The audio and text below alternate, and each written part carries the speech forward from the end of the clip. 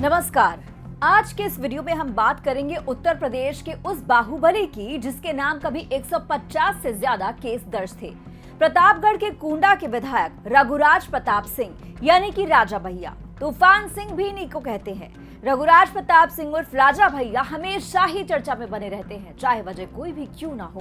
एक कहावत है, जहां से कुंडा की सीमा शुरू होती है वहां से राज्य सरकार की सीमाएं समाप्त हो जाती है। कुंवर रघुराज विशेष क्षत्रिय हैं और प्रतापगढ़ की भद्री रियासत से उनका परिवार है। इनके दादाजी राजा बजरंग बहादुर सिंह स्वतंत्रता संग्राम में सेनानी रहे हैं और हिमाचल प्रदेश के राज्यपाल भी हुआ करते थे। रघुराज के पिता राजा उदय प्रताप सिंह विश्व हिंदू परिषद और राष्ट्रीय स्वयंसेवक संघ में भी रहे हैं। इनकी मां श्रीमती मंजुल राजे भी एक शाही परिवार से हैं। राजा भैया अपने परिवार के पहले ऐसे सदस्य हैं जिनकी राजनीति में सक्रियता रही है। राजा भैया ने इलाहाबाद से पढ़ाई की, फिर लखनऊ से लॉ की। घुड़सवारी और निशानेबाजी इनके शौक है। मिलिट्री साइंस और मध्यकालीन भारत के इतिहास में स्नातक इन्होंने किया है। कुंडा के लोग मानते हैं कि वो साइकिल से लेकर हवाई जहाज तक उड़ा लेते हैं। 2009 में इनका एक एयरक्राफ्ट कहते हैं क्रैश भी हुआ था। इनकी शादी हुई बस्ती की पूर्व रियासत की राजकुमारी धनवी देवी से। 2 बेटे हैं, 2 बेटियां। कुंडा में महल है इनका एक वक्त था कि कई 100 एकड़ में फैली रियासत में आलीशान हाथी और घोड़े बंधे रहते थे। राजा भैया कैसे बाहुबली बने, इसके पीछे भी एक दिलचस्प कहानी है। 90 का दशक था। कुंडा में दंगाई और गुंडाई अपने चरम पर थी। हर किसी को चस्का था बाहुबली बनने का और तब ऐसे में यहाँ पर एंट्री होती है राजा भैया की। 1993 के बाद कहानी बिल्कुल बदल गई, जब राजा भैया ने पहली बार निर्दलीय चुनाव लड़ा और विधायक के तौर पर जीत हासिल की। तब बाकी के लोगों के बाहुबली बनने के सपने कुंडा में ठंडे के ठंडे पड़ गए। 1993 से लेकर अब तक राजा भैया ही यहाँ से चुनाव जीतते आए हैं। निर्दलीय विधायक के तौर पे 1993 और 1996 में उन्होंने बीजेपी को सपोर्ट किया। 2002, 2007 और 2012 में समाजवादी पार्टी को समर्थन दिया। कुंडा को गुंडा मुक्त कराने का दम भरने वाले कल्याण सिंह ने भी राजा भैया को अपने मंत्रिमंडल में शामिल किया और समाजवादी पार्टी की मुलायम सिंह सरकार में भी वो मंत्री रहे। 2017 और 2022 में भी राजा भैया ने जीत हासिल की, यानी कुंडा में राजा भैया का एक छत्र राज्य चल रहा है। ये बात राजनीति की रही। बाहुबली वाले एंगल पर बात करें तो राजा भैया का नाम तब सुर्खियों में आया जब 1995 में प्रतापगढ़ के दिलेरगंज गांव में एक हादसा हुआ। इस गांव में 20 घरों में आग लग गई और 100 मीटर की दूरी पर बने तालाब से पानी लेने की हिम्मत किसी में नहीं थी। 3 मुस्लिम लड़कियों का रेप किया गया और फिर उनको मार दिया गया। एक लड़के को गाड़ी से बांधकर पूरे गांव में घुमाया गया क्योंकि इसमें नाम आया था राजा भैया का। रिपोर्ट में कहा गया कि पानी की सुविधा नहीं थी, इसलिए बचाया नहीं जा सका। 1997 में पोटा के तहत इन्हें जेल भी जाना पड़ा, लेकिन जल्द ही बाहर आ गए और फिर आई प्रदेश में मायावती की सरकार। साल था 2002 जब मायावती ने राजा भैया को टेररिस्ट घोषित करके जेल में डलवा दिया। बीजेपी विधायक पूरन सिंह बुंदेला ने 2002 में राजा भैया के खिलाफ किडनैपिंग का केस लगाया था। मायावती सरकार के दौरान दंगा, उगाही, लूटपाट, हमला, अपहरण, हत्या की साजिश, हत्या और तो और चोरी जैसे मामलों में भी राजा भैया के नाम लिखवा दिए गए। राजा भैया के खिलाफ तकरीबन 150 मामले दर्ज किए गए। राजा भैया और मायावती में आपस में क्यों ठनी ये भी बता दें। दरअसल साल 1996-97 में बीजेपी और बीएसपी में 6-6 महीने सीएम के समझौते के साथ सरकार बनी थी। पहले मायावती सीएम बनी, लेकिन जब 6 महीने बाद उन्हें कुर्सी छोड़नी थी तो आनाकानी करने लगी।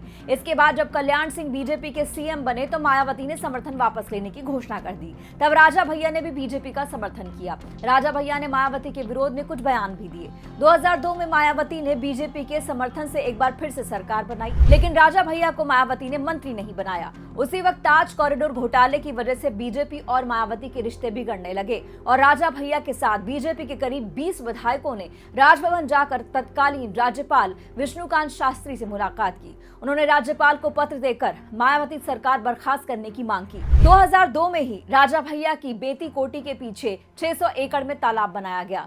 कहा जाता है इसमें मगरमच्छ है। 2003 में मायावती की सरकार ने भद्री में उनके पिता उदय प्रताप के महल और बेती में राजा भैया की कोठी पर छापा मारा।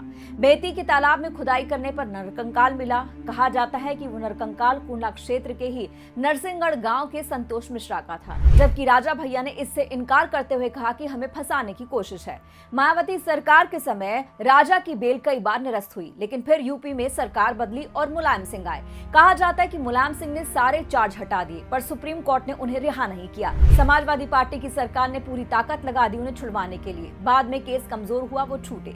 राजा भैया मंत्री बनाए गए। राजा भैया को जेड क्लास सिक्योरिटी दी गई। देश में किसी को भी इससे ज्यादा प्रोटेक्शन नहीं मिलता। 2003 से लेकर 2007 के बीच राजा भैया फूड मिनिस्टर रहे। तब उन पर और उनकी धर्मपत्नी पर भ्रष्टाचार के आरोप लगे। इसी मामले में 2011 में सीबीआई ने एक डायरी भी दी थी। फिर 2007 आया तो मायावती फिर से सत्ता में लौटी और एक बार फिर से मायावती ने राजा भैया को आड़े हाथ लिया। उनको इंटर जोन गैंग नंबर 323 का मुखिया बताया गया। 2010 में राजा भैया पर पंचायत चुनाव में ब्लॉक प्रमुख पद के बीएसपी प्रत्याशी को जान से मारने का आरोप लगा और इसी मामले में राजा भैया को गिरफ्तार किया गया। इस मामले में कौशाम्बी से समाजवादी पार्टी सांसद शैलेंद्र कुमार और 2 विधायकों समेत 11 लोगों को गिरफ्तार किया गया। हालांकि इस मामले में मार्च 2024 में ही इलाहाबाद हाई कोर्ट ने 14 साल पुराने मामले में कुंडा विधायक को बरी कर दिया। फिर अखिलेश यादव ने जब उत्तर प्रदेश की कमान संभाली तब 2012 में दागी नेताओं के खिलाफ जंग छेड़ी। डीपी यादव तक को उन्होंने टिकट नहीं दिया, लेकिन राजा भैया की पॉपुलैरिटी से वाकिफ थे, उनको दरकिनार नहीं कर सकते थे, उनको मंत्री बनाया गया। 2013 में कुंडा में फिर एक बड़ी घटना हुई। नन्हे यादव और उनके भाई सुरेश यादव की गोली मारकर हत्या की गई। दोनों ही राजा भैया के नजदीकी थे। माहौल बिगड़ने लगा। जानकारी मिलने पर मौके पर पहुंचे तत्कालीन सीओ जियाउल हक की भी हत्या कर दी गई। इस कांड में बाकी लोगों के साथ साथ रघुराज प्रताप सिंह को साजिशकर्ता बताते हुए नामजद किया गया और उनको अपना मंत्री पद तक छोड़ना पड़ा।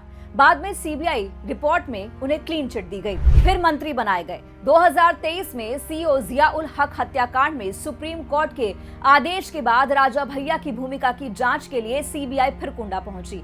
ये तो राजा भैया का राजनीतिक सफर रहा और उनके बाहुबली बनने की कहानी। और भी कई विवाद उनके साथ जुड़े रहे, जैसे तालाब में मगरमच्छ पालने की बात, कई महिलाओं से अवैध संबंध होने के आरोप उनकी पत्नी ने लगाए, उनकी पत्नी से उनके तलाक की खबर। राजा भैया के पिता उस समय अपने बेटे की जगह अपनी बहू के साथ खड़े नजर आए।